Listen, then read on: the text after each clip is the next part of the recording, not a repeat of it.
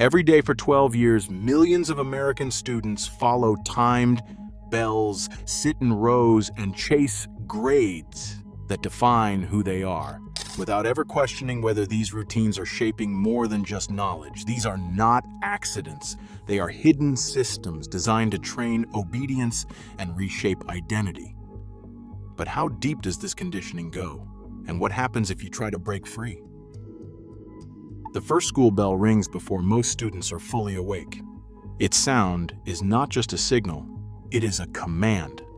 American schools borrowed this system from the Gary Plan of the early 1900s, when William Wirt designed a schedule that moved thousands of children through building after building, each transition marked by a bell.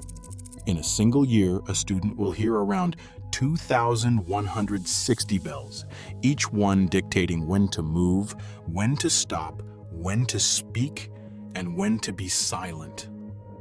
Over time, the bell does not just organize the day, it trains students to respond to external cues without question, much like Pavlov's dog salivating at the sound of a bell. The habit forms deep. By high school, most students change tasks or stand up at the bell's command, even if they are not finished thinking or ready to move. An expert historian describes the school bell as a direct carryover of factory scheduling logic, designed to standardize time and movement. The bell's authority over time is absolute. Before any lesson begins, students learn that their day and their choices belong to the clock, not to themselves. Rows of desks stretch from the front of the classroom to the back, each student facing forward, eyes fixed on the teacher. This arrangement did not happen by accident. School architects and administrators borrowed the row system from factories and military drills, where order and hierarchy were paramount. In this space, the teacher stands as the only authority, able to see every student at once. Research shows that when teachers assign seats, disruptions drop sharply. One study found that student-chosen seating tripled off task behavior compared to teacher-assigned rows. The message is clear before a word is spoken. Knowledge and permission flow from the front of the room, and students learn to wait for approval before speaking or moving. Collaboration becomes harder, creativity takes a back seat, and the physical layout itself teaches students to follow, not to question. A single test score can become a lifelong label. In 1968, psychologists Rosenthal and Jacobson found that when teachers believed certain students were destined to excel, those students actually did, simply because of changed expectations. Labels like gifted or average are handed out early, often based on standardized tests. Over time, students absorb these categories and adjust their beliefs about themselves. An expert psychologist explains how this cycle works. When a student is praised for high scores, their brain releases dopamine. That feeling becomes addictive. But when grades drop, the stress response kicks in and students start to fear mistakes. Maya, a recent graduate, remembers the pressure. After I got labeled average in third grade, I stopped raising my hand. I just wanted to avoid disappointing anyone.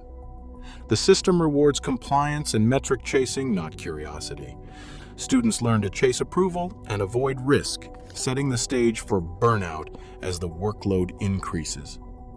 Homework begins piling up long before high school.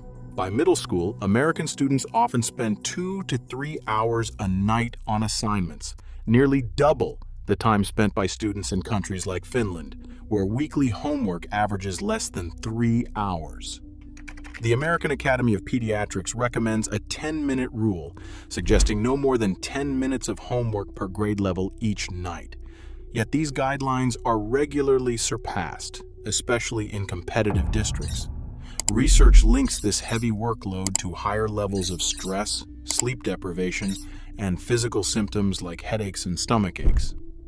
Over time, the message is clear. Long hours and constant pressure become normal. Students learn to accept blurred work and life boundaries, setting patterns that can follow them into adulthood. What starts as nightly homework soon becomes a blueprint for chronic overwork.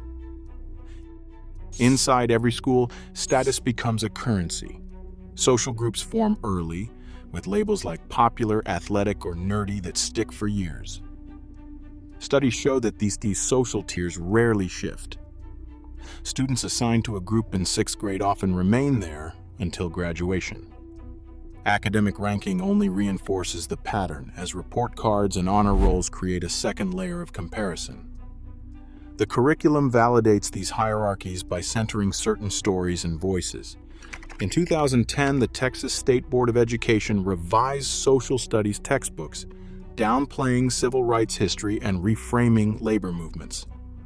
Because Texas buys so many textbooks, their edits shaped what millions of students in other states learned about American identity. When both status and curriculum narrow the story of what is possible, students are left with a script that limits who they can imagine becoming.